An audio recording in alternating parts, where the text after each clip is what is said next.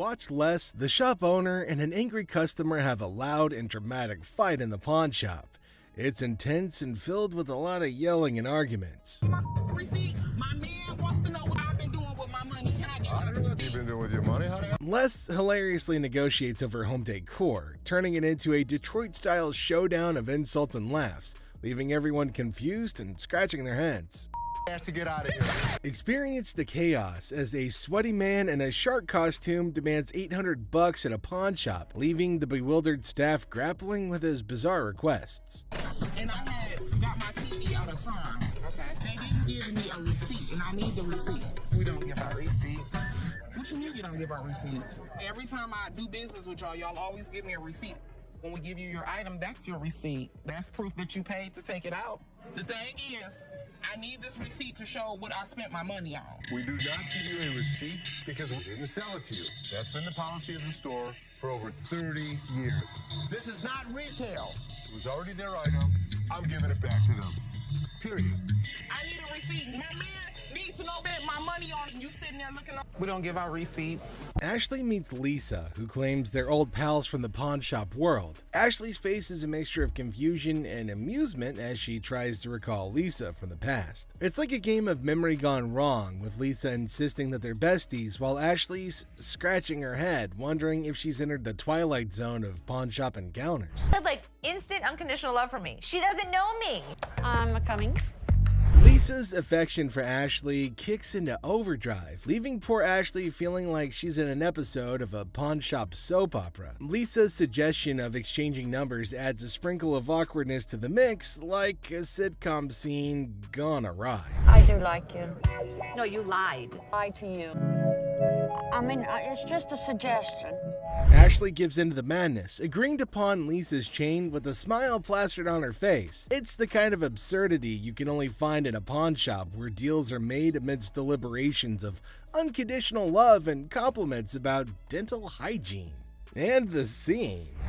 So, how much did you get on this? I get last time 120. Okay. Bizarre encounter unfolds as a man dressed in a sweaty shark costume barges into the pawn shop demanding $800 for the costume. Identifying himself as Les, the man claims to be a professional mascot by day and a dancer by night, specializing in hyping up crowds for shark fights. His erratic behavior and peculiar demands leaves the staff bewildered and grossed out, especially when he tries to persuade them to try on the costume despite its unpleasant odor. I need my money. What? Hi, I'm Les. How are you? I've been better. It's about 100 What's your degrees in this name? thing. Greg. Great, nice to meet you. This is Ashley. Hi. You're dressing up like a shark. Is it what you do for a living? Yeah, I'm a professional mascot during the daytime. At night, I'm a dancer. Shark fights. Shark fight. I've never even heard of what this guy was talking about. This thing, it just brings out the $800. That's all I want. This guy is so bizarre. So Try it on. Real quick. Try it on. smells. It does. How do you know it smells if it's I not can on you? smell it. It does smell. Oh, boy. Les persists in his demands, insisting that the costume is unique and irreplaceable, despite comparisons to generic Halloween costumes. To demonstrate its allure, he persuades an employee named Rick to try it on, claiming that it'll make him feel empowered. But then something strange happens. Another worker interrupts, reminding Les of an earlier deal and pushing him to speak with his father. The customer becomes more hostile and threatens the crew with horrific imagery as tensions rise. No, you can't get this in a Halloween. Does this look like a Halloween costume? There's only one of these in the whole world. $800. Hold on, you're missing something, dude. This is good. You're missing the speed. Oh my god. When a customer's actions become intolerable, a tumultuous altercation ensues, setting off a dramatic sequence of events. The crew doesn't know what to do with the sweating half-naked man because nobody really wants to touch him. The staff ultimately gets Les to leave after a lot of berating and threatening, but not before one last round of obscenities and threats. Ultimately, the customer storms off, leaving behind his costume as a bizarre reminder of the chaotic encounter. Nobody knows what to do because nobody really wants to touch this sweaty, scrawny lunatic. Wait, come here. I'll talk to you in here. Come here. Thank you. Come here. Don't Left fist hospital, right fist cemetery. Which one you want? pick it. You pick. You pick I it, beat mother. up your side. Pick it, mother. Do it. Hey. The sassy black woman strolls into the pawn shop, her demeanor already hinting at frustration. She approaches Ashley, the pawnbroker, with an air of annoyance evident in her voice as she recounts her misfortune of having her car vandalized. Pawned my necklace, kinda pissed off, you know, some little hating ass bust out my windows of my car, she vents. Now she's here to cash in on her necklace, a purchase she once valued at $400, now looking to squeeze out $200. But Ashley's response isn't what she expected. Instead of a quick agreement, Ashley questions her authenticity of the necklace's diamonds, setting the stage for tension to escalate. My necklace, kind of pissed off, you know. Some little hater ass bust out my windows in my car. That's why I'm trying to pawn this necklace. I paid $400 for it. I'm looking to get $200. What you think? Why you say that? I just said, Oh, So when you bought this, what were you told that it was? diamonds. They're not. Them real diamonds, boo. I just told y'all to piss me up. And you telling me that you ain't gonna give me $200? The customer's irritation boils over as Ashley challenges the necklace's legitimacy. First of all, you're coming in here with an attitude, Ashley asserts, further provoking the already incensed customer. The situation teeters on the edge as the customer warns of repercussions from her youngins in the neighborhood. But just as tempers flare, the security guard intervenes, attempting to defuse the escalating confrontation. However, the customer's retort, claiming the diamonds are breathing, only adds fuel to the fire, exacerbating the friction between her and Ashley. Okay, first of all, you're coming in here with an attitude. I don't get. Well, I'm not interested in this. If you keep playing with me, I'm gonna get real mad. This is a recession. Hey, I need the mother money, all right? Is you gonna give me the money or not? I got some young that come in the hood, tear it up. What are you gonna do? Is I want that the security guard? Let me explain to you something. This is fake. Don't you see? The diamonds is breathing. The diamonds are breathing. The diamonds is breathing. Are you serious? As tensions peak, the customer's threats and insults intensify. Get out of here, you ain't gonna give me my necklace, she snarls, her anger palpable. The situation spirals out of control as she lunges towards Ashley, prompting the security guard to step in decisively. With firm hands, he escorts the irate customer out of the store, her voice echoing her fury even as she's forcibly removed. The scene ends with a chaotic crescendo, leaving Ashley to exhale a sigh of relief as the door slams shut behind the departing customer, bringing an end to the tumultuous encounter. Get out of here. You ain't gonna give me my necklace? Here you go. You ain't. Don't touch me. Oh, I'll catch you outside, you dirt. No, you better not touch my thing. I'll beat your tall, gumpy ass up. I shoot her ass up. Les gets a visit from a guy claiming he's on a mission from his wife to find furniture. A husband sent on a quest for home decor by his better half sounds like a scene from a comedy. Now, Les is prepared to negotiate, but as soon as they begin looking through the goods, things get hilarious. Well, here's the deal. I just moved from New Jersey. My wife and I. We just bought a house, and she sent me here. She said, see what you can pick up. Perfect. Let's find some. You gonna clean all that up before I buy it? That's why it's so inexpensive, right? Really? Yeah. I gotta tell you, man. We have used furniture that's used. Yeah, That's why it's $397.77. really? Well, I only got $200. The customer isn't overly impressed with the couch's condition. Although he has a budget, he's unwilling to spend money on something that appears to have been through a muddy wrestler's match. The banter gets funnier as the customer tries to negotiate while Les defends the integrity of his used furniture. All right, man, let me try, man. I'll tell you what, my shoes are cleaner than this couch. Then don't buy it. Make me a deal. I got cash in my pocket, man. Wow. Come on, man. $200. Come on. The customer's insults towards Les and his family turn things from funny to completely ridiculous. It resembles a farce gone wrong, with insults flying more quickly than a tennis match. Les, ever the professional, maintains his position, but the level of absurdity is escalated by the customer's attitude. This is not the way we operate in New Jersey. What kind of operation you guys going on, man? I bet you're not here far. This was actually my couch. We had it reupholstered and I gave it to Ashley. Is that right? Yeah. Is that your daughter? That's my daughter. She must be nasty, too. What did you just say? Don't make my... Come on, man. This is how we do it in the beat. The customer's rudeness hits a peak, and Les puts his foot down, Detroit style. It's a showdown worthy of a Wild West movie, complete with threats and a swift exit. The customer's departure leaves everyone scratching their heads, wondering what had just happened in the wild world of pawn shop negotiations. I got $200. Yes, sir. I'll go someplace else. That's the dirty D right there, baby. Where'd he go? I think he went back to New Jersey, sir.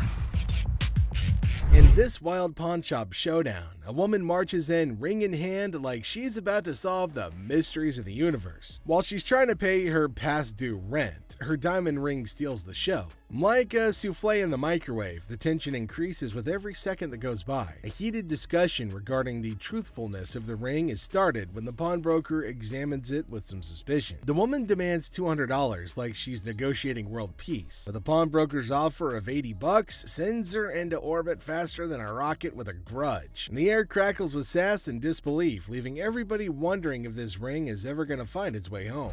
Yes, ma'am. I was coming to pawn my ring because I have to pay my rent. It was due a couple weeks ago. Oh, okay.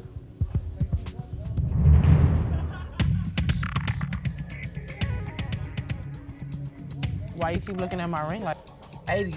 $80. I'm not just about to let you have this for $80. And I paid $500 for this ring. I mean, what, you want the studs on my lip or something? But I'm saying you gonna give me $200 though.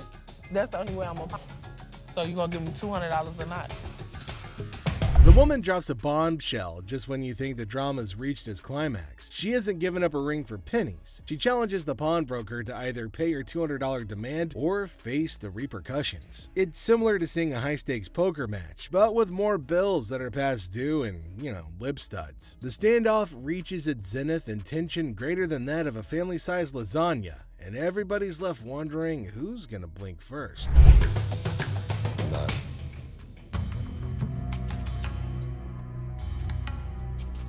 As the dust settles, the woman's exit is as dramatic as her entrance. With a final flourish, she declares her terms and storms out like a diva exiting stage left. The pawnbroker's left scratching his head, wondering what just hit him, while the security staff's probably updating their resumes after narrowly avoiding a showdown. Man, what the? She can go. She can go. Thank you. This woman could not keep control of herself. I don't know what the hell her problem was. I don't accept that kind of behavior. She's lucky my security staff didn't beat her ass. In the bustling aisles of the pawn shop, two guys saunter up to Ashley with a peculiar demand. Now they're aiming for a refund, claiming that a bunch of things that they bought from the pawn shop are no longer working. As per policy, Ashley asks for a receipt, and she also asks them questions to verify what the problem is. For a refund. When we got to our work site, it just stopped working. We're in the construction business, declared one of the customers, with all of the air of a seasoned foreman. Now, Ashley was asking, her suspicions peaked about where the power source was. At the work site, of course, was the swift reply, a tad too rehearsed for Ashley's liking. Smelling something fishy, Seth and Les united in their quest for truth. So, Seth, being suspicious, decided to plug in all the gadgets to test to make sure that they work. And lo and behold, they worked just fine. What type of work you do? We doing construction. Where's the battery? The battery is at the work site. We on the clock. No, I'm gonna plug these in. Oh, that works. Oh, that one There you works go. too. See where it says? But the customers were upset because their demands weren't met. No cash refunds, Ashley reminded them in a very firm but fair tone. But the two customers were unshaken and instead started to grow incredibly irate, raising their voices and bringing things to a head. Yet Ashley stood her ground, unwavering in her commitment to the rules of her trade. With a final flourish, the guys decided that maybe they had better retreat to live another day. And thus, this particular saga came to a close, leaving behind a tale of wit and willpower and the triumph of honesty. No cash refunds? It don't matter about that. What y'all gonna do is give us our money back right now. You gonna lose something to money. Listen, guys. Listen, what you talking about? Give me my money back right now. This scene shows a frustrated taxi driver approaching a man waiting in line at a pawn shop and demanding money for a $90 fare. But the man's attention is on receiving the money, so there's an argument. Tensions escalated because of the man's insistence on waiting in line and the cab driver's irritation. Hey, dude! Come on, give me money. Do you see I'm in line right now? Yes or no? You're standing in line to what, man? I want my... Excuse me, hi. What's going on here? First off, The man owe me money Hold for on. his ride. Why is he yelling at you? because I owe him money, I am in line to For get the what? loan for the car. The situation takes a comedic turn when a third party, including Ashley and Byron, unaware of the initial conflict, intervenes. Confusion ensues as they try to understand the situation, with the cab driver emphasizing his need for payment while the man remains determined to wait for his turn in line. The introduction of the man's girlfriend in the cab adds another layer of chaos to the mix. Report? Yes. Okay. Supposedly, the cab driver dropped this guy off here because he wanted to get money for his jewelry to pay the cab driver. Give me $45. I have to pawn this. Just wait. You can wait. No, I ain't waiting no more. I'm gonna get this woman and get her the hell out of the car and I'm What gone. woman? You have a woman in the car? Yes, I do. Yeah. That's my girlfriend. He's asking you to wait 5 minutes. No, I'm out of here. Okay, then you can go. I'm gone. Okay, go. The cab driver chooses to take matters into his own hands as tensions escalate and violently extracts the man's girlfriend from the car. The man objects, and things quickly get out of hand, with the cab driver and the man at odds about taking the woman out. The taxi driver is demanding that the woman get out of his car, which makes the whole situation even more ridiculous. All right, come on, get out of my car. No. Come on, get out. Get out now. The next thing I know, the cab driver is pulling this girl out of the cab. Hey, get your hands off. Get your hands. Hey, Get out now. Hey, No. Get your hands off. Get your hands off. I'm telling you. Don't touch touch it. her. Don't touch it. Don't touch Don't her. touch it. Okay, get out of my Don't car. touch it. The conflict reaches its peak when the man's frustration boils over, and he threatens to drop the cab driver like it used rubber. Eventually, cooler heads prevail, and the man offers a solution. The cab driver can recover his fare and avoid more conflict by having another cab call. There's never a dull day at the pawn shop, to be sure.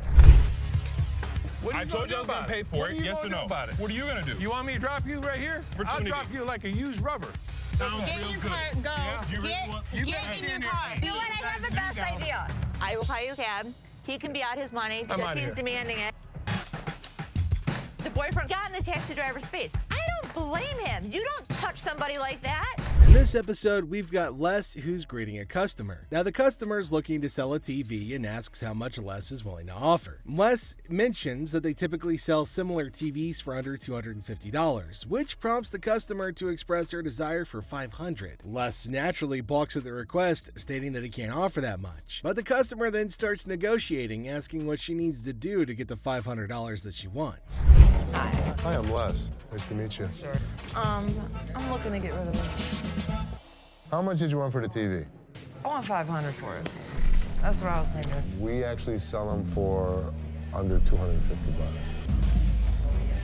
Okay. So I could give you 100. 100? 100. I need $500. And I wish I could give you 500. What do I gotta do to get you to give me $500? In a comedic turn, the customer suggests her breasts as a bargaining chip, asking if they're worth $500 to Les. Les, to his credit, responds with a little bit of a bemused expression, indicating that, sorry lady, they're not. The customer confidently asserts that her breasts are valued at $7,500, but Les remains unimpressed. He remarks on her attempt to negotiate with her boobs and expresses disbelief at her strategy. The customer, undeterred, insists that she never played dumb before provocatively suggesting that she's all there by flashing her breasts. Are these worth $500 to you? Not really. No, these aren't worth $500. Really? They're $7,500 for these, okay? $7,500. I want some. He was one of those people that tried to negotiate. What can I say? Les maintains his professionalism, refusing to be swayed by the customer's unconventional tactics. He humorously remarks that anybody who flashes their breasts in a store must be all there, to which the customer confidently agrees. However, Les ultimately declines her offer, suggesting that she go elsewhere. Oh, I am all That's there. what I just said, and I could see. All there. You were all there twice. Thank you. Forget it. Thank you very much. In the chaotic morning hustle of the pawn shop, Les notices a shady character browsing through merchandise with dubious intentions. Approaching him, Les demands an explanation, only to be met with a flimsy excuse about being kicked out of his mom's place. The guy then tries to pawn items off as coming from his mom's basement, but Les sees right through the charade. Now tension rises as insults fly, setting the stage for a showdown between Les and the would-be thief. First thing in the morning, I see a guy walking around the store pulling off my shelves. What the hell's going on? Hey, man. I need some money. I got kicked out. My mama kicked me out last night. My mom's basement. Tell me where you really got the vacuum. My mom's basement, man. Where do you think I got it from, fool? Sorry, what'd you call me? A fool. What are you gonna do about it, bald-headed? What do you want me to do? What are you gonna do? What are you gonna do, buddy? Les throws the guy out of the store because he's tired of his antics. But when the man won't go, Les has to call in reinforcements. Enter Byron, the burly bodyguard, who snatches the man and carries him expertly out the door. Byron manages the issue with the dexterity of a bulldozer making room, making for a show-worthy scene. Talking to bald-toothed, bald-headed mother. It's time to go. Oh, man. Get out of my store. You understand what I just said? But just as Byron is leading the guy outside, his pants decide that they'd rather pull around his ankles, exposing a little bit less than friendly underwear. But that's just the icing on this whole dumpster fire of a day. As Les sees the guy's humiliation happen, he can't help but laugh. And without warning, another day at the pawn shop comes to an end, leaving us all to wonder what mischievous adventures lie ahead in this crazy world of wheeling and dealing. Do it. Keep walking, bud. You start stealing stuff from my store, it's time for your ass to be thrown out. Stand up. And what an ass that. The scene starts with Ashley getting a bit annoyed, telling the customer not to test her patience. Now she's in a hurry and warns him to speed things up. Then the customer tries to copy Ashley by snapping their fingers, but Ashley quickly shuts it down. She acknowledges the imitation, but firmly puts them in their place with a clever comeback. Even though they're joking around, Ashley still shows that she's in charge and she's not going to be disrespected. Don't get me, I'm gonna get very, very angry right now. Okay. And if you can like hurry up, then that's better. I can. Hurry it up. Okay, you ain't gotta snap the fingers, sweetheart. I was just imitating it. Okay, but you ain't gotta go that far. You behind here. Oh. Okay. Okay. I don't really have all day for this. You want 20? I want 40. Things escalate when Ashley catches the customer imitating her again. This time, she's not as amused. With a mix of annoyance and humor, Ashley tells her to knock it off. She's not playing around anymore. Finally, she wraps things up with a funny twist, saying goodbye with a playful fake travels instead of the usual safe travels. It's a perfect ending, showing Ashley's authority and humor all in one. Are you imitating me?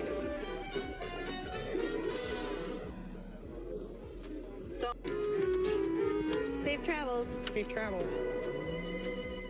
The customer, hopeful for a good deal, brings in an item to pawn. Despite his expectations, he's offered only $20, leading to frustration and disbelief. I don't know, bro.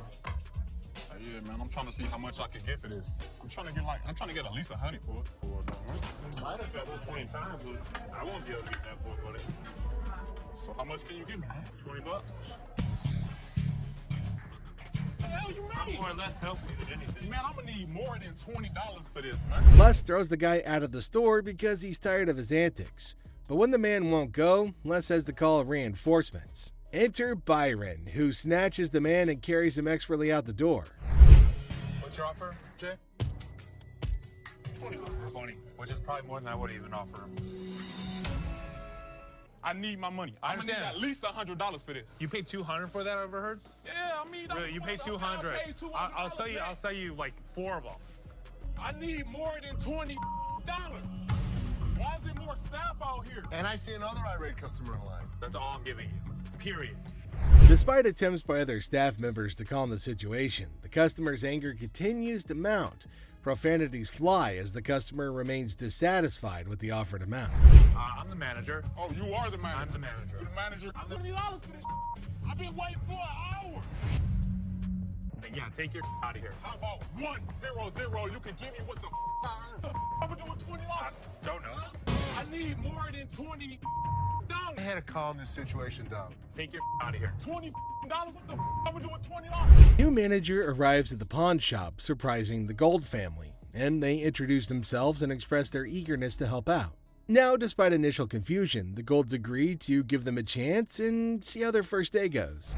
When I worked in sales at a bank, I was in charge of tailoring the products to the customers' wants.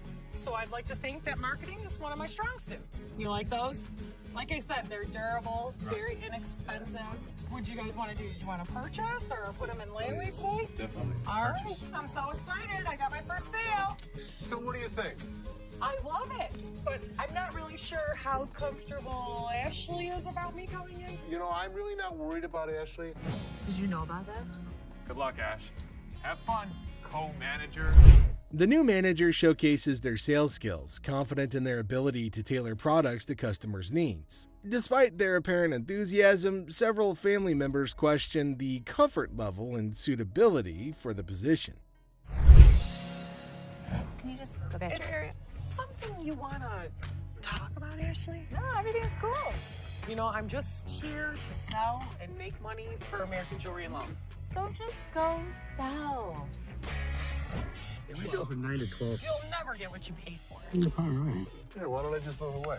What is he doing? He's teaching her the business. Teaching her to take over? They're not going to get more than $1,500 anywhere else. I can guarantee that. Great. Wow. The new manager and this customer are currently negotiating prices over a deal. And while the new manager insists that the deal's a good one, tensions start to rise as the customer questions the offer. Meanwhile, the Golds observe the situation with uncertainty. A guy strolls in all casual, claiming he scored these concert mics from a crowd toss-up. Seth, in disbelief, questions the absurdity of magically finding zipped-up mics in a wild crowd. Cue the suspicious eyebrows. Keep an eye on him. Hi, how are you? I'm from American Jewelry. I have a gentleman down here who is trying to sell me some microphones. Are you missing some? Exactly, I've got them. You're gonna need to come down here. All right, thanks. Ash, call the cops. Hi, this is American Jewelry and we have stolen merchandise. Thank you. Seth gets into detective mode, calling the venue to verify if they're missing any mics. Well, turns out they are. Cue the dramatic music and the plot thickens vibes. How much were you looking for? $100 a piece if possible. How about 75 a piece? That works. Who the are these kids now? Are these his friends? So we're waiting for the police to come. Okay. They're leaving.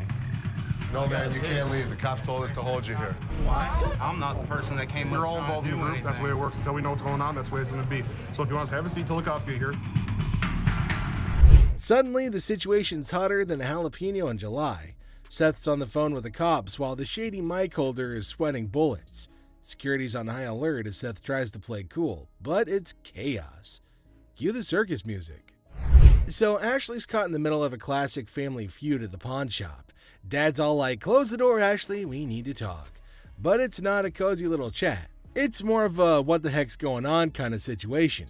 Turns out there's drama about TVs and Rich, and Ashley's like, "I used to run this joint, dude." Cue the fireworks. Always pinpointing on the back. always done Can you good. stop talking over me? You don't appreciate me. You don't appreciate anything I do here. I don't understand. We're family. You treat me like I'm a piece of what the do you ever point out the good stuff I do here? I don't understand. We're family. You treat me like I'm a piece of you inside. I don't even know what to do I'm anymore. taking the store side. Ashley is laying it all out. Now she's feeling underappreciated, like she's stuck in some kind of twisted family drama sitcom. She gets irritated and eventually walks out of the room. Then I quit. I'm done. You're not done. Watch. You're not done.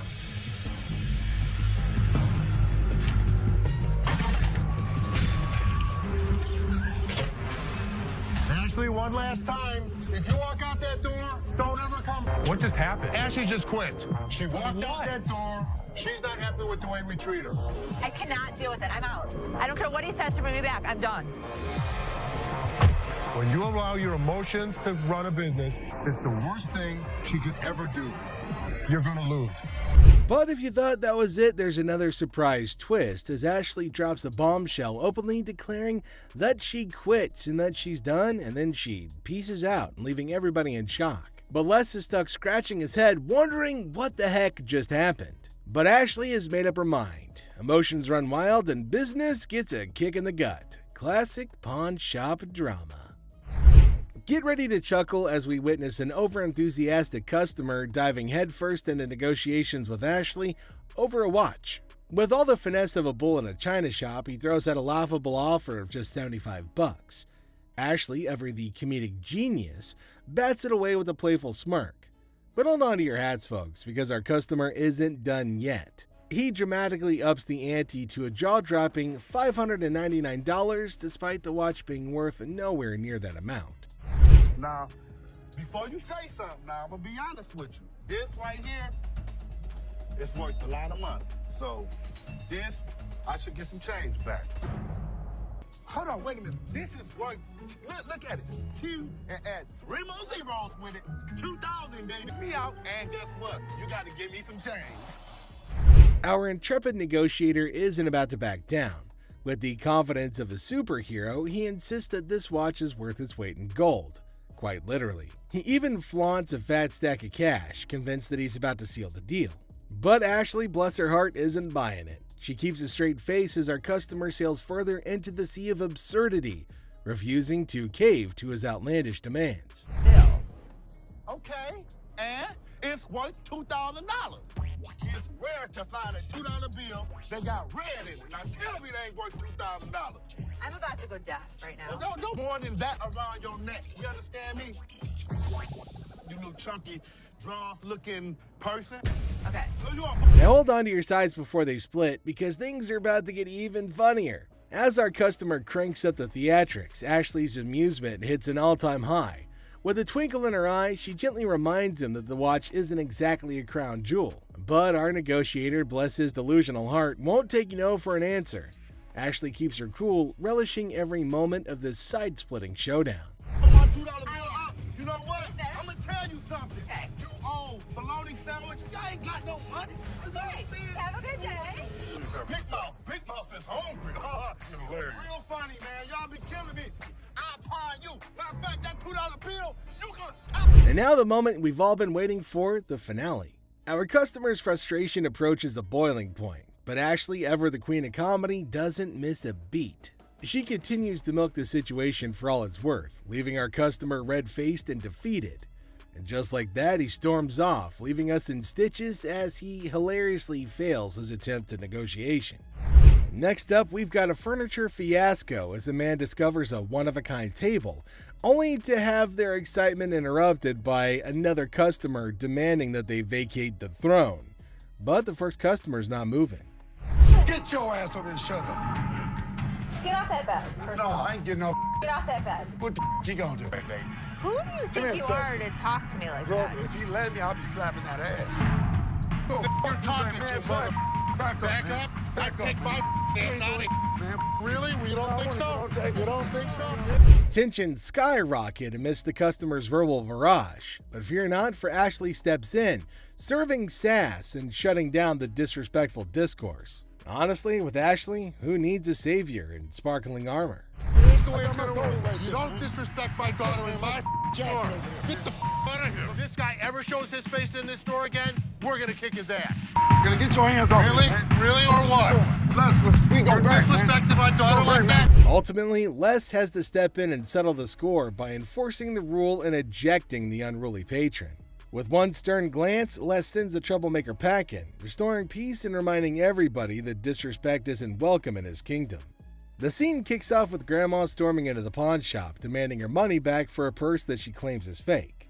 Now she's not holding back, loudly insisting on a refund while the audience can't help but applaud her fiery entrance. You don't want to mess with a grandma on a mission, so she demands to restore her sense of humor before anything else happens. She insists on getting her money back, saying that the purse she purchased was just as phony as a $3 bill. You don't need a second. Do you have the receipt? I didn't give you a second when I gave you my money. Ma'am, I'm trying not to really You took my money and I won't. Show me the receipt. I don't have a receipt. You sold me this purse. Baloney. So when did you buy it? I bought it a week ago. Les tries to maintain his cool amidst Grandma's escalating tantrum. Now he asks for the receipt, but Grandma didn't expect that curveball. Now she intensifies her demand for a refund, saying she isn't playing games with her hard-earned money, even without a receipt in hand. Now, Les's justifications aren't going to hold water with her. She wants her money, and she wants it now. From me. From you. This is tarnished. You know what that stands for? What does that stand? I want my money. There will be, Now put your hands on me. No smoking. ma'am, there will be no smoking in the store. No smoking. Smoking in the store. I got to calm my Put your cigarette I'm out, not miss. putting my Miss, cigarette put out. your cigarette out. Get your hands off me. Put your cigarette out, miss. Miss, come here. Get your hands off me. I'm not. Just when you think the situation can't get any more ridiculous, Grandma takes out her cigarette and lights up in the store. Les, however, ain't having any of that and warns her right away that smoking isn't permitted anywhere, especially in his store. Grandma, however, is in no mood to follow the rules, leading to a showdown where Les tries to put out her cigarette while she vehemently refuses. Smoking in the store. I got to calm my Put your nerves. cigarette I'm out, not miss. putting my Miss, cigarette put out. your cigarette out. Get your hands off me. Put your cigarette out, miss. Miss, come here. Get your hands off me. I'm not. I'm bending over backwards to appease this granny. Oh, I'm dear. trying to be professional Give and me I'm my trying to money. give you courtesy. Give me my money. That's all I want is my money. As the literal smoke clears, Grandma's still not backing down. She demands her money with the threat of legal action, insisting that she'll see Les in court. Les, exasperated, finally agrees to give her the refund just to get her out of his hair. But even as he tries to make things right, Grandma ain't done. She wants a card because she's ready to sue his butt. And with that threat hanging in the air, she finally storms out, leaving Les bewildered and relieved. All I want is my money. Give me a card, because I'm going to sue your ass. Okay, I'll see you in court. Goodbye. Get your hands off me. Yeah, right. All right. Stupid ass mother. Go ahead. Whatever. She does not remind me of my grandmother. And just when Les thinks the ordeal's over, Grandma turns back with one final threat. She's gonna bust his window. Now Les tries to reason with her, but Grandma's not having it. She's ready to throw down. But Les, with a mix of frustration and amusement, challenges her to try. As she storms out for the last time, Les can't help but reflect on how she's nothing like his own grandma, leaving the audience in stitches at the absurdity of it all. And that's it for today. Thanks for being a part of the Hardcore Pawn adventure with us. We hope you like the drama and surprises. And make sure you stay tuned for more pawn shop stories. See you next time. Watch Les the Pawn Shop Detective figure out a mystery with messy DJs and laptops held captive. See the suspenseful investigation unfold right here. Laugh and cringe as a shouting woman causes trouble in the pawn shop, making Seth and Les really mad. Then a guard shows up and there's a surprising twist outside. Okay, I went to get my purse back to make my payment. She's telling me this is expired. That's my purse right there. That one right there, the black one. A meticulous lady strides in armed with confidence and a fake receipt, proclaiming ownership of a purse. Little does she know that Ashley is the store's memory bank, fully aware of every item in its rightful place. The girl, in her eagerness, attempts to vault over the counter, unaware that Ashley, the guardian of scams, is on duty. It's my purse right there. How do you know that's your purse? Because I know my purse. Here's the money. I want the purse. That bag was never in pawn. If you want to buy it, I just want to look at it and make sure it's not mine. Undeterred by gravity and common sense, the girl persists in her charade. However, Ashley stands firm, recognizing the futility of the scam and the level of wrongness involved. It's like trying to sneak a peek at the answer key when the teacher is watching. Yeah, that's not happening. First of all, don't talk to me like I'm an idiot. Give me my purse or I'm going to come over that counter and get it myself. oh my God. Get your hands off me. Have a nice day. Let's go. Walk yourself out, yo. You. With a swift resolution to this failed escapade, the girl finds herself unceremoniously escorted out of the store. Lesson learned. Ashley's scam radar is always on, and jumping over counters won't get you far in this pawn-filled drama. Enter the family feud. Ashley drops the bomb on her brother Seth, calling him a hypocrite. But why? Well, he casually throws around $880 for a painting, while Ashley, according to her, can't even snag a deal for $30. Sibling dynamics at their finest. And as Ashley confronts Seth about the apparent double standards, she probes into the intricacies of spending $880, questioning how bad it could be. Seth, in classic sibling fashion, argues that his purchases are all about resale value, a concept he conveniently forgets when it comes to I am not going to forget the situation anytime soon. Best Better watch his back. Things heat up as Ashley demands an apology. Seth takes a nosedive into being the ultimate a-hole, apologizing for an $880 buy. Oh no. Instead, he hits her with a sorry not sorry for her supposed attitude, topping it off with a charming label. Well, let's just say that it rhymes with witch. Sibling rivalry reaches a whole new level on this show. There's two guys out here that are saying they were scammed out of their laptops, and that whoever did it is working with one of our guys. You want to come out and talk to him? All right. Thank you.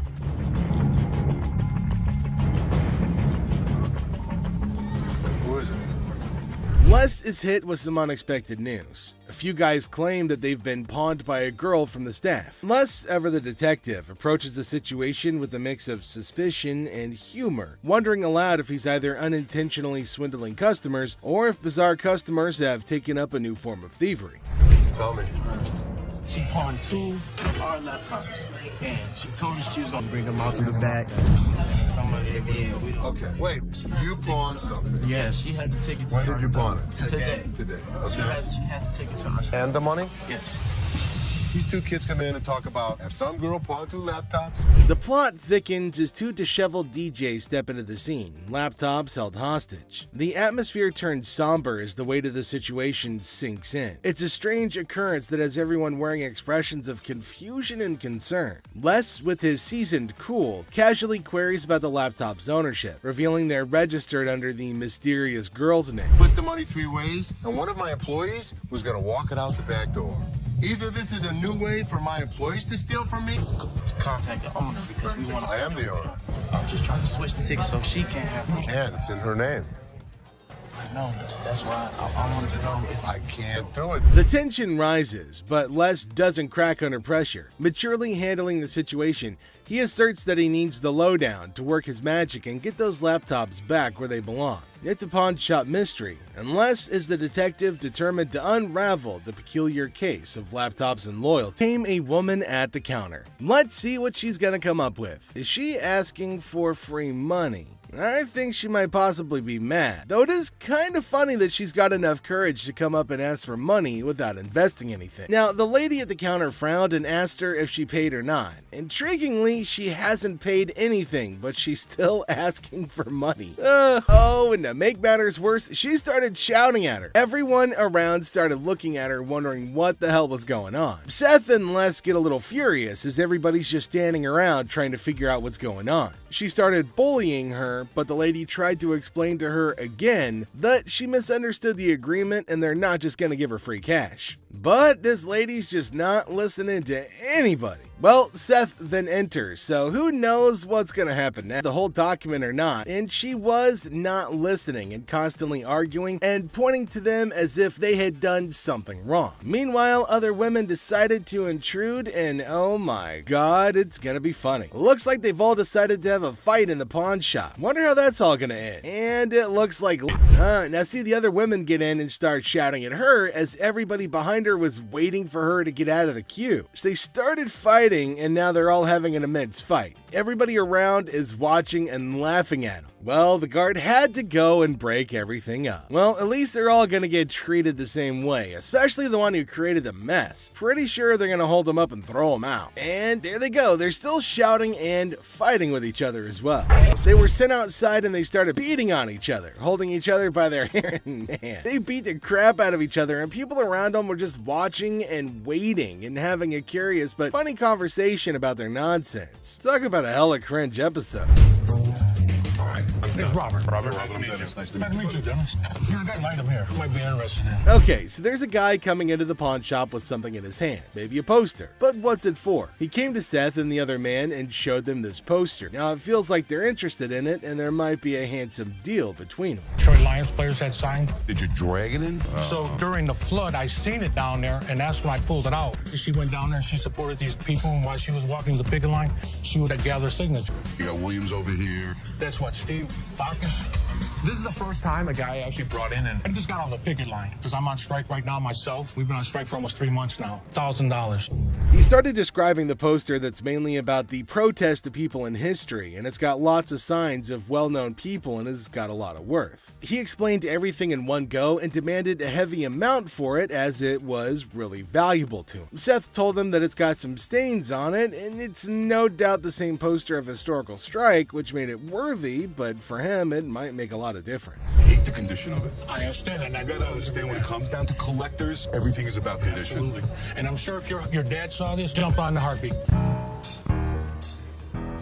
Seth and the man explained that it's not about the worth that he's asking for, in terms of thousands of dollars, but it's also about the condition of the poster, and it's not in a very good one. The man is continuously arguing that it's got signs all over it. If Les has seen it, that he'll definitely be surprised and definitely pay more than $1,000. Well, as for Les, he just came in. Sharper, they need to make an effort to close these deals quickly. Through my research in that, I seen personally that one just like this, Minto, and he got $950 for it. Right, man. So if that was mint, why would you want $1,000 for this? He only had one signature. I have at least a dozen. But with this tear up here, Yeah, and the and condition it's in, the water stain on the bottom, it's just a hard thing to sell. Yeah, but even though it's in this condition, how many of it exist? Very rare. And it's uncertified. Right. You know. I'll sell for $5. Les judged the entire piece and told him that he's asking for too much, and later on they further described that it's torn from the top and the bottom, and it's also got damage and they can't pay more for it. But he still won't agree to pay for it. But he did say that he'd charge $500 off of the amount, but they couldn't reduce it any further. Value?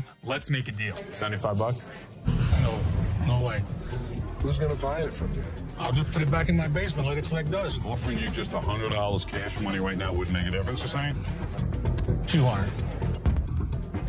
Nobody in life is ever gonna offer you more than us. According to Seth, it's a historical and cool piece and might be a profitable deal for them. So he asked the man if they'll pay $750 for it. But the man was stunned and said that they're paying too little. He said that you should pay more, but Les is arguing that no one can pay you more than this. You change your mind, we'll honor the 100. Which would you prefer, 520s or a $100 bill? 520 seems like more, wouldn't it? 520s. That's to me. 520s right now. $100. Take it or leave it. 520s. Got a deal. $100. Thank you. All right, man. Thank you. There's no question. It's a one-of-a-kind piece yet. It's a little bit of damage on it, but it's got a lot of autographs. I know we're going to make a profit. He asked for $200, but no, it's not going to be a good deal, and they told him to leave. The man in need got a severe shock and held up the poster thinking. Les again said that they can't pay more than $100, and after some time of quietness, they agreed to the deal. Finally, the happy deal was made.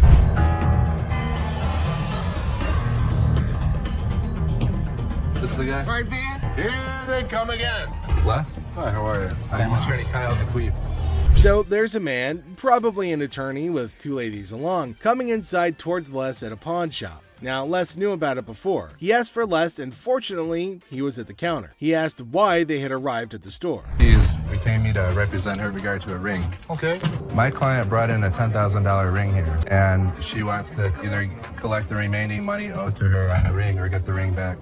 She's got a receipt. Let me right explain here. to you. This is a counterfeit ticket.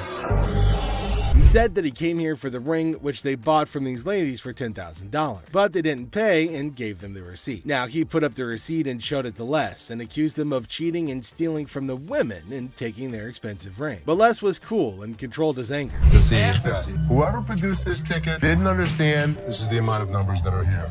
Okay. Number two is state law mandates that we print the law in a 12-point font. Okay. This is much smaller. That is some bull.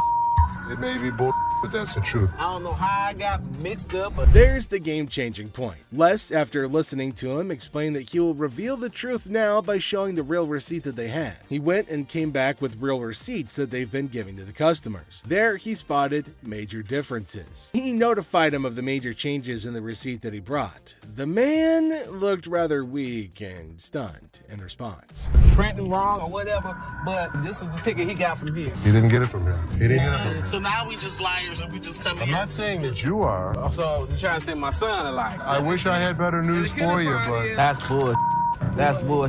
The numbers don't match up. The paper stack doesn't match up. This is a fake. Now you side with them. You're not representing us. If I don't get my ring or my money for them, how you gonna get paid? The attorney turned to the women, but oh my god, they're still accusing Les of having given them the wrong receipt and asking the attorney to take the money from Les. The man, being down on himself as you can see, argued with. The man showed the evidence to the ladies and told them that they were having the wrong receipt, but they continued to argue.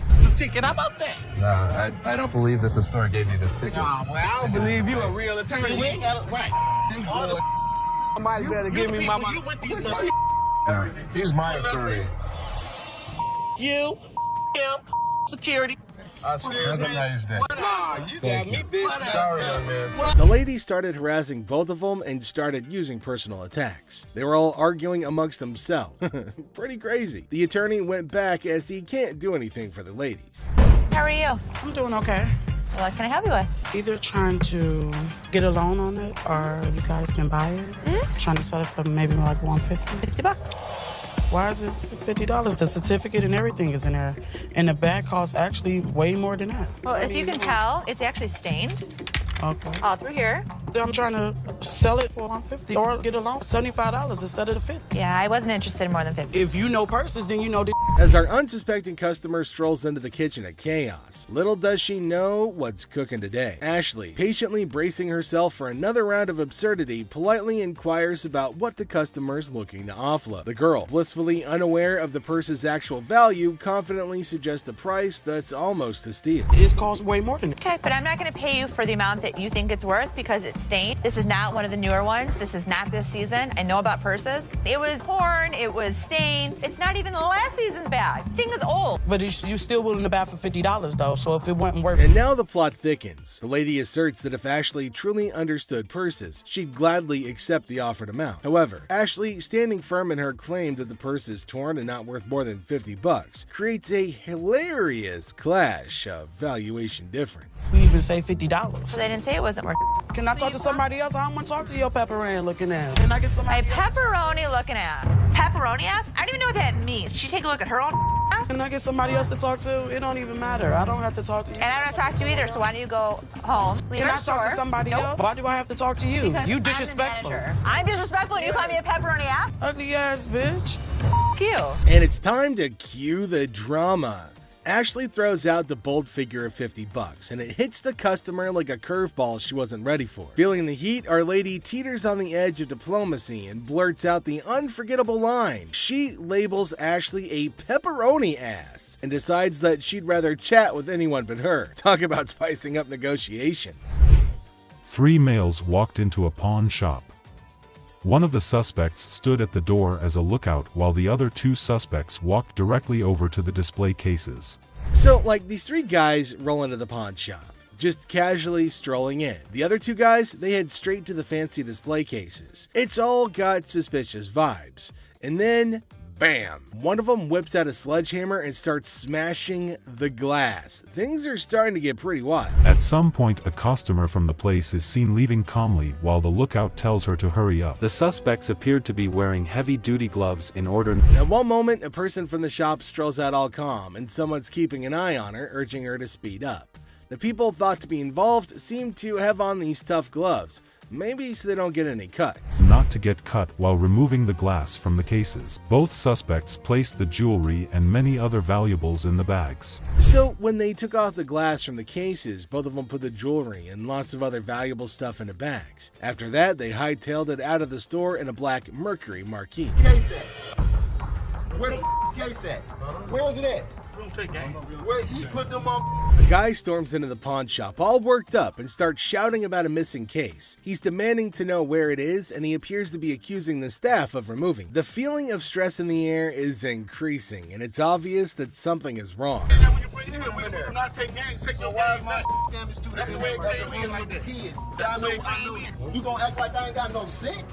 He's accusing us of taking games out of his unit. Look at the ticket. It never said with game. The atmosphere gets even more intense as the guy accuses the pawn shop of messing with his games. Les, the cool guy at the pawn shop, stands his ground. The customer's getting more agitated, making accusations and even talking about blowing up the place, which is just adding to the chaos.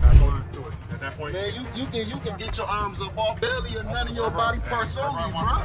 After all the stress I have, the last thing I need is a customer causing a scene. Despite the escalating situation, Les stays calm. He tries to talk sense into the upset customer, especially with a big event coming up the next day. I know how to walk. I ain't illiterate because I ain't part of the week. And y'all motherfuckers in my middle only put them games in there. And you wasn't even standing there when I positive. Somebody need to blow this place up. It's time to go, sir. You ain't gonna get my weed off. I'm not. Let go. Can I get my weed? He'll get it for you, don't worry. You're making a threat like that? The situation becomes alarming when the upset customer makes a threat to blow up the place. Les, rightfully concerned about the safety of everybody, asks the guy to leave. Security becomes a priority, and the customer's demand for his belongings takes a back seat to the potential danger that he's creating. It's a challenging moment for Les, who's just trying to manage the chaos caused by an irate customer. How's it going, man? What's going on, man? Everything good. How about you? I'm doing good. Good. What can I do for you? Let me get at least like $400 for this watch right here. What can I do for you today? Can I get like $400 for this watch right here? It's worth $820. Les, chilling at the pawn shop, notices a guy walking in, watch in hand. Les, being friendly, asks how things are going. The guy, hopeful, wants $400 for his watch. Les, the cool pawn detective, calmly discusses the watch's worth, revealing it's valued at about $82. Come on, tell me the truth. What'd you really pay? Telling you the truth, man. Come on, give me $4. Give me $4 for this watch, man. Come on, man. We deal in high-end watches. This was worthless. Nothing for us to deal with. Come on, give me like $450 for this Why watch. are you yelling at me? I got a baby on the way, dog. Congratulations. I'm sick of living at the crib, man. My girl on my head. The negotiation heat rises as the guy insists on $400, but Les suggests $7. The guy, pleading and sharing his life story about a baby on the way, asks for $400 again. Les stands firm, offering him the same price, which leads to a bit of yelling. The guy, feeling frustrated, calls the place bull ass and expresses his discontent. You want $10? Oh, no, so what do with $10? I have no idea. Go to Coney Island. Give me Coney Island is $10. good. No, Coney Island, no $10. Got a baby on the way to go do this to me, dog. What you looking like a crazy fool? The tension escalates, and the guy feels disrespected, using strong words and even threatening Les. Les, staying cool, suggests maybe he should have been given $400, hinting at a broken lamp that needs payment. The situation gets intense, with the guy considering if he should have taken the deal. Cash for this watch, man. 400? I'm sorry. This is a bullshit ass place, man. This whole ass place, dog. Excuse me. You call it what? You calling a bitch? You? I'll knock you the out. You don't know who you talking to. Tell me. Dog, don't touch me, homie, dog. Touch me, dog. Then maybe he would have been able to pay me for the lamp that he broke. Yo, I'm off you, dog. The guy, still upset, leaves the shop, but not without some fiery words. Les reflects on the encounter, realizing maybe he should have given $400 to avoid the chaos. The drama ends, leaving behind a mix of emotions and a used watch. Life at the pawn shop remains unpredictable and full of surprises. How you doing today? Hey, pretty good. How are you? Real good, thanks. I'm Les. Listen, Randall, how are you? Randall, oh, you got a hell of a grip. Wow. What the hell is it? Call it a ring. Okay. I didn't think it was a bus.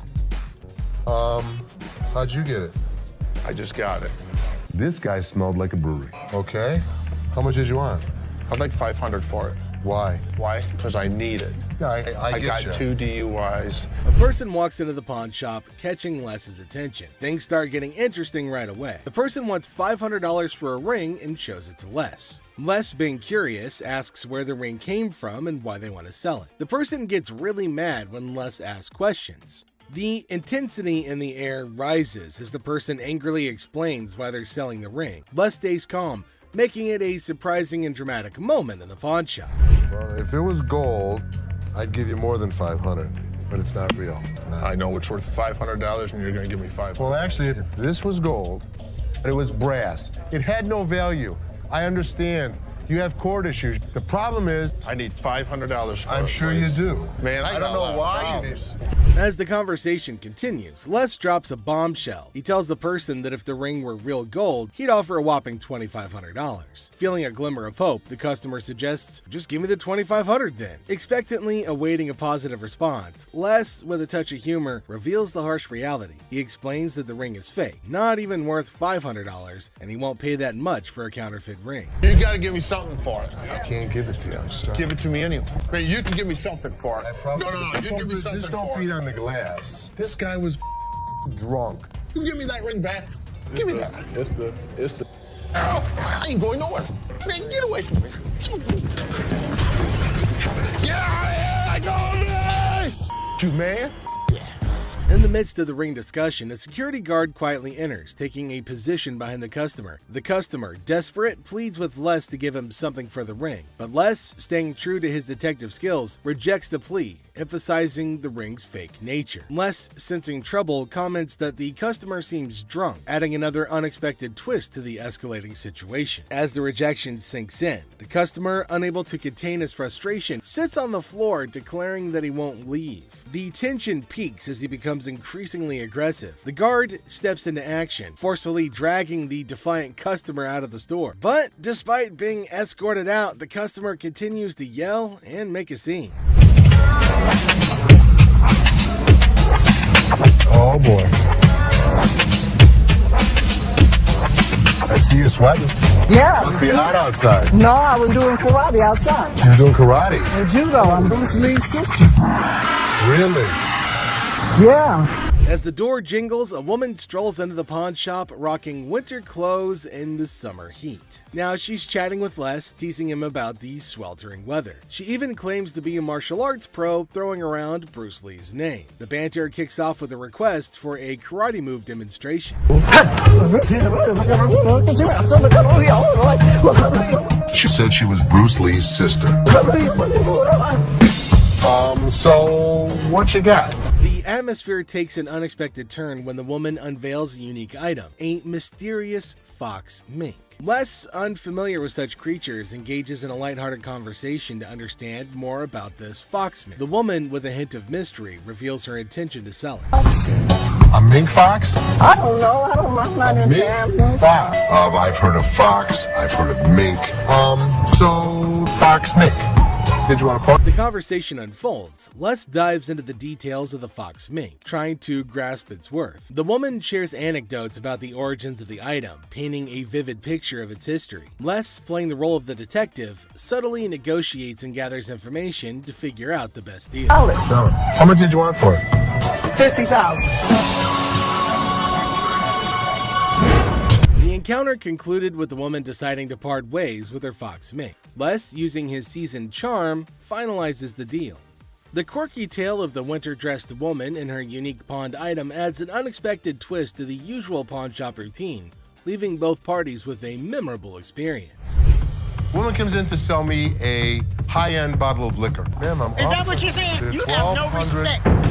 When you want to take a person when they die, fit the liquor inside the bottle. and anytime you're going to belittle a person. Ma'am, I didn't belittle you. As the door chimes, the woman confidently walks in, clutching an empty liquor bottle. She aims for a bold move, attempting to pawn the bottle for a cool $100. Les, with his discerning eye, swiftly rejects the proposal, explaining that a filled bottle would fetch a better price. The woman, not thrilled with the response, raises her voice, demanding respect and expressing her discontent. I'll give you $100. It's not worth more than $100. Especially when you say I wouldn't give you $100. Don't you ever walk up to my Baby, dad. hey, baby, don't point your finger. Life after this, Ma'am. don't you dare ever Ma'am, come in you here are again. in my face. I don't care. You're in my dad's store, and don't you ever think about coming in here You know again. what? Turn your ass around, badass out the door now. Nowhere, Ashley steps up like a superhero. Now, she doesn't just cool things down, she straight up shuts the woman down. With confidence, Ashley tells her to leave and never come back. Suddenly, the chaos turns into quiet thanks to Ashley's quick and firm action.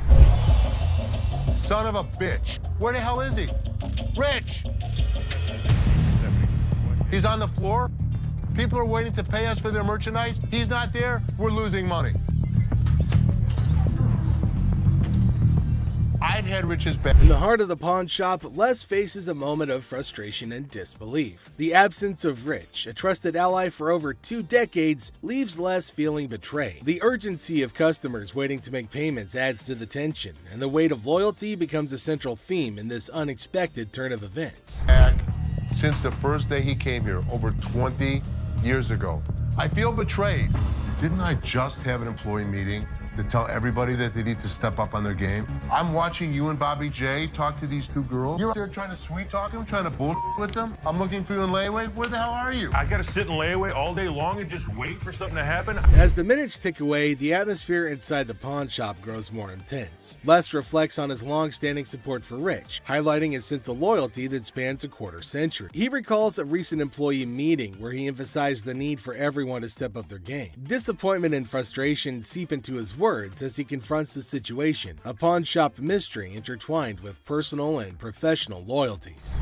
I'm watching you and Bobby J talk to these 2 girls. They're out there trying to sell their jewelry. You're out there trying to sweet talk them, trying to bullshit with them. They end up walking out the front door. You put me in a position that you were the next to go. In this pivotal moment, Les delivers a stern warning to a fellow employee, Bobby J. The scene unfolds with Les observing interactions and attempts at sweet-talking customers. The threat of termination looms as he recounts the consequences of letting down the team. The dialogue underscores the severity of the situation and the potential impact on job security. Tension rises as Les grapples with the repercussions of the unfolding events. Rich, I'm out. Tell your dad to off. You up your job. As the confrontation escalates, Les draws a line in the sand. The ultimatum is clear: compliance or termination. The final seconds capture the raw emotion and frustration of a loyal employee who feels unappreciated and misunderstood. He knew he was in trouble once we walked through that door. Joe, what did you steal from me? Tell me the truth.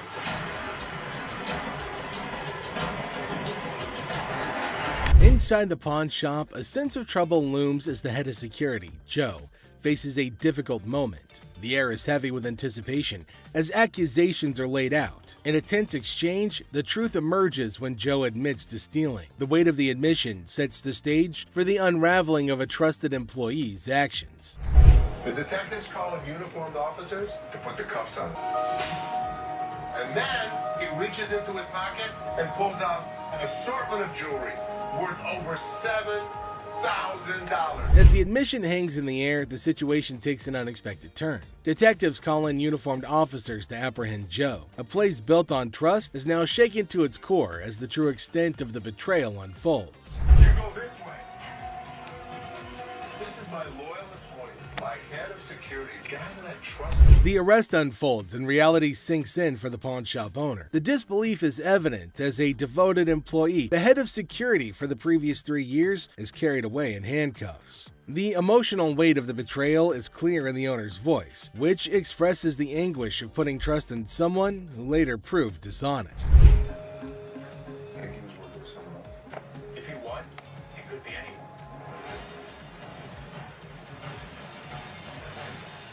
As the scene unfolds, questions linger in the air. The owner ponders the possibility of Joe working with someone else, leaving the situation shrouded in uncertainty. The aftermath of the betrayal raises concerns about potential accomplices and adds another layer to the unfolding drama. The final seconds leave the audience in suspense, contemplating the true extent of the security guard's actions. Are you her customer or mine?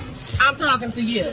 Come on. This lady got so irate because she wanted to be next in line. She wanted to be first. She felt that she was the most important out of every customer. You're next in line, so let me be right with you. Okay, well, come on. It doesn't matter. What the are you? You're not the police. I can talk to whoever the I want to talk to. What are you going to do? You offer it now. In the opening scene, Ashley is at the counter with a lengthy line of customers. A sudden disruption occurs when a black woman attempts to cut in front of everybody else. Ashley confronts her, asking, "What are you doing?" The woman becomes upset, but Ashley firmly asserts, "You can't do that stuff here." Goodbye.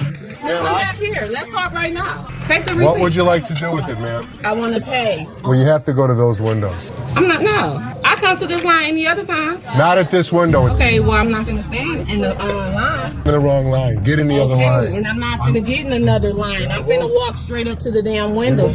We won't take you. The woman continued standing in line at the counter. Les approached her, inquiring about the situation. She explained that she wanted to pay, but refused to move to the next window. Les informed her that in the pawn shop, crossing others in line isn't allowed, emphasizing the importance of waiting your turn. Here of you. Well, y'all just only come. See this lady here? All the other customers. Okay, and I always come to this line. I'm sorry. You have to stand in the other line. Okay, well, I'll be back before y'all close.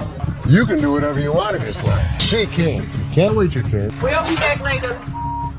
Following the interaction, the woman eventually complied and moved to another window. Les, taking action, instructed the workers at that window not to accept their payment. He firmly directed the woman to wait in line like the other customers, reinforcing the shop's policy on fair and orderly transactions. Thank you, sir. We appreciate it. Thank you. Thank you.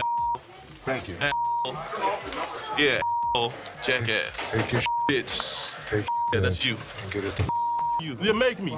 We don't, Sir, we don't want please. this. You can take this stuff. Sir, And sir, put it where the listen. sun don't shine. Listen. I don't know what the problem was. As the interaction begins, the customer expresses gratitude, but the tone takes an unexpected turn. Tensions rise as the customer's language becomes confrontational. The shopkeeper, addressing the situation calmly, refuses to tolerate mistreatment. The dynamics shift from appreciation to conflict, showcasing the challenges of customer service in a brief yet intense moment. Came in here, tried to spend my money is what I did. That's what I did. Okay. And come instead of trying to come in here, I'm not even talking to you. I need a liver transplant. Why? Seriously? They didn't even look at these cards. Sour Patch Kids. The narrative unfolds with the arrival of another customer, visibly intoxicated. The shopkeeper navigates the encounter with a mix of tolerance and assertiveness. The customer attempts to engage in banter, revealing signs of alcohol influence. The shopkeeper, unswayed, maintains composure and subtly addresses the situation, highlighting the challenges of dealing with individuals under the influence. Not even out here, it's how I get this $30. Not paying on my. $50 for that. Jeff, take him out, please. Better not put it in your car.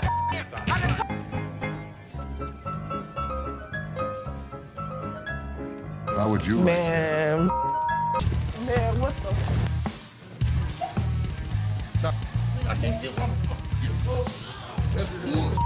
In this segment, a discussion ensues about cards and a potential liver transplant.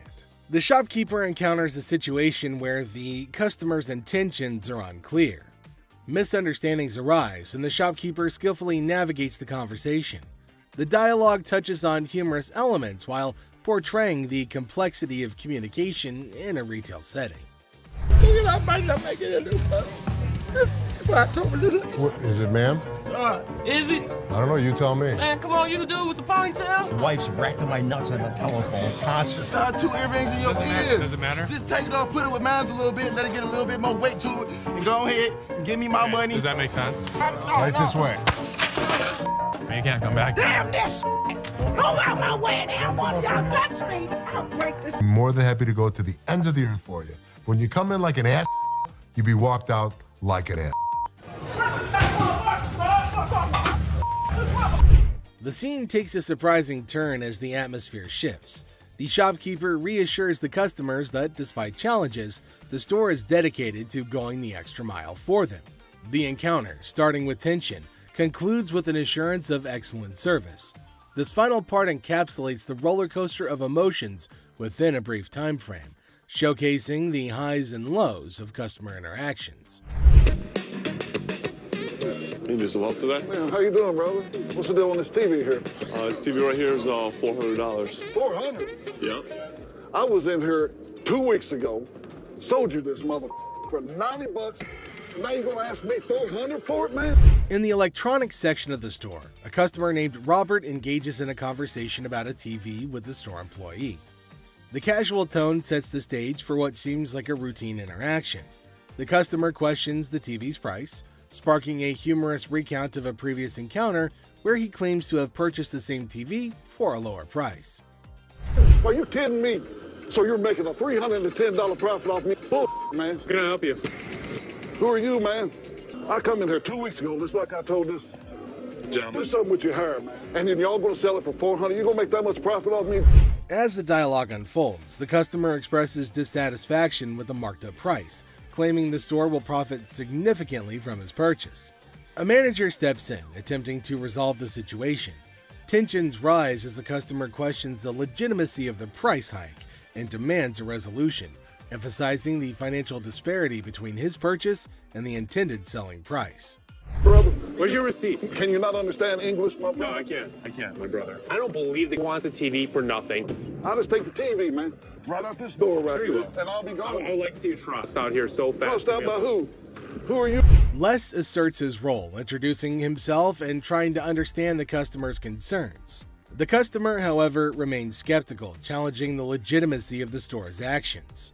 The language barrier becomes a point of contention as the customer questions whether the manager understands English.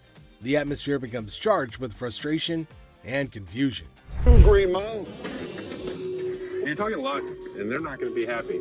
Here, I ain't going out the door, man. Y'all ain't gonna put me out the door, man. I ain't gonna know. The customer threatens to take the TV and leave without making a purchase. The manager issues a stern warning, asserting that any attempt to take the TV without completing the transaction will result in immediate removal from the store. The confrontation takes an assertive turn, with both parties standing their ground. Once I get this TV. Yeah, get above me. Wait, what else? Man, get off me. I ain't going outside. Get my damn shoe, boy. My damn shoe, player. You got my shoe. You got my money. It's joint. This guy was acting like a total baby. He wanted attention, and he got it. Despite the warnings, the customer decides to leave the store, expressing discontent with the entire experience. He accuses the store of mistreatment and vows never to return. The situation concludes with dramatic flair as the customer exits, leaving behind a sense of dissatisfaction and a promise never to return. How are you? I'm good. How are you? Well, actually, I'm not doing so good. No? My grandma just passed. I'm So I sorry. was like hoping to Okay, so whose ring is this? my grandma's. Oh. So you want to just pawn it, right? Because you want to be able to get it back? Yeah. Okay. Do you have anything else? It's not real. What you mean it's not real? It's not real gold. A guy comes in feeling sad and asks Ashley to pawn his grandma's ring, explaining that she passed away and it's all he has. When Ashley checks the ring, she gently says it's not real. Concerned, she asks if he's got anything else, wanting to help him in a simple way. You saying that basically I sat up there and wasted my time talking to you? You don't waste your time. If you have a TV, you can pawn your TV. What the f*** I look like pawning my TV? Do you have a TV? I need to speak with somebody else because you irritate me flat out. It's acting really erratic, and it's making me really nervous. Lower your voice. Don't Lower your tell voice. me Lower what your to do. voice. Don't Lower your put your voice. finger in Lower my your face. voice. Lower your Don't voice. put your You got finger. me. Ashley breaks the news that the ring isn't real. The person gets upset, saying it's not fake. Ashley suggests pawning a TV instead, but he questions why he should. Despite Ashley's efforts, the man gets angrier, repeatedly telling her to lower her voice. Ashley asks him not to point fingers at her face, but he ignores her. I'm trying to help you solve Like your this, issue. lower your voice. The next thing I know, this guy snapped. Lower Don't your tell voice. me Lower what your to do. voice. Lower Don't your put your voice. finger. You got me up. No, let's go. Let me go. Let me go. On the ground. On the ground. On the ground, mother. The security guard intervenes, slamming the upset person to the ground and then dragging him out of the pawn shop. The situation escalates and the guard takes decisive action to maintain order. Next up, we've got this episode where a heavily muscled individual made his way over to meet Les to complain about equipment he got from the store that got busted. Somebody bought this.